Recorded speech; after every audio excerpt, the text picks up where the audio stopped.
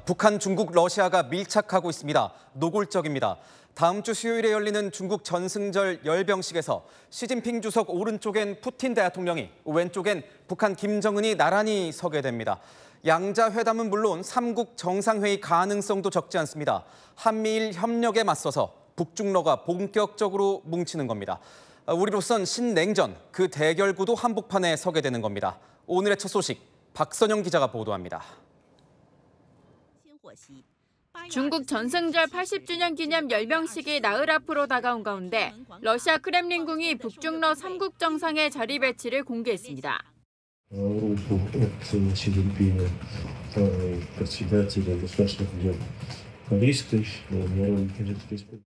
2015년 70주년 전승절 당시에는 시진핑 중국 주석의 오른쪽엔 푸틴 러시아 대통령이, 다시 그 옆에는 박근혜 전 대통령이 섰습니다. 시 주석의 왼쪽에는 장쩌민과 후진타오 등 전임 주석들이 나란히 섰는데, 이번에는 그 자리에 김 위원장이 서는 겁니다. 김 위원장이 박 전 대통령의 위치에 있게 될 것이란 관측이 많았지만 시 주석의 바로 옆자리를 차지하게 되면서 한미일에 맞선 북중러 3국의 단결을 과시하는 모습이 연출될 것으로 보입니다. 북미 협상을 앞두고 중국이 한반도 문제에 대해서 영향력을 행사하는 일종의 과시적인 측면, 이것이 모두 담긴 것으로 분석합니다. 또 러시아 측은 이번에 북한과 양자 회담도 검토하고 있다고 덧붙였는데, 성사된다면 1년 3개월 만에 북러 간 양자 회담이 됩니다. 내일 중국을 방문하는 푸틴은 중국 관영 매체와의 서면 인터뷰에서 러시아와 중국은 국제사회의 차별적인 제재에 공동으로 반대한다며 무역 장벽을 줄이기 위해 계속 노력할 것이라고 밝혔는데, 미국을 겨냥한 것으로 풀이됩니다. 한편 외신들은 주중 미국 대사와 주중 유럽연합 대사 등 서방 외교관들이 이번 열병식에 불참할 가능성이 높다고 보도했습니다. 채널A 뉴스 박선영입니다. 북한 김정은에겐 6년 만에 중국 방문이자 첫 다자 외교 무대에 진출할 수 있는 기회가 될 수 있습니다. 그만큼 이번 방중엔 치밀한 계산이 깔려 있을 거란 분석이 나옵니다. 가장 먼저 러시아의 파병 청구서를 제시하면서 확실한 대가를 요구할 거란 관측이 지배적입니다. 실제로 북한은 러시아 보란 듯이 이 파병 전사자 유족을 위로하는 보훈 행사를 열었습니다. 김유빈 기자의 보도입니다.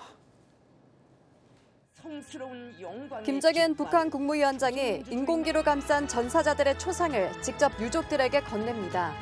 유족들에게 깍듯하게 허리를 굽히는가 하면 전사자의 아이들을 끌어안기도 합니다. 사진을 품여하는 유족들은 오열합니다. 북한이 지난 22일 러시아 파병 전사자 추모 행사를 공개한 지 일주일 만에 두 번째 추모 행사를 공개했습니다. 김 위원장은 유족들에게 속죄한다며 자녀들을 책임지겠다고 했습니다.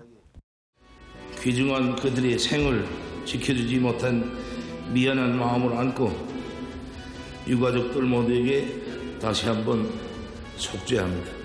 그들이 바란 대로 내가 유가족들, 저 애들을 맡겠습니다. 김 위원장은 지난번 참석하지 못한 유족들 생각이 많이 났다며 모두를 위로하고자 자리를 마련했다고 밝혔습니다. 이번에 공개된 초상의 수는 242개입니다.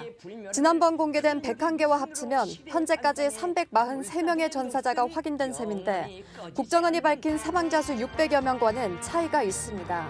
김 위원장은 평양에 이들을 위한 거리를 조성한 뒤 기념비를 세우겠다고 약속했습니다. 우리는 그 거리의 이름을 우리 군인들의 별처럼 빛나는 위운을 칭송하여 샛별거리로 명명하자고 합니다.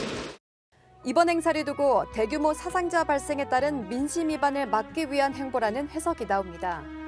동시에 다음 주 중국 전승절을 계기로 러시아와 대화가 예정된 시점에서 파병에 따른 자신들의 희생을 강조해 더 많은 보상을 이끌어내려는 의도도 있는 것으로 풀이됩니다. 채널A 뉴스 김유빈입니다.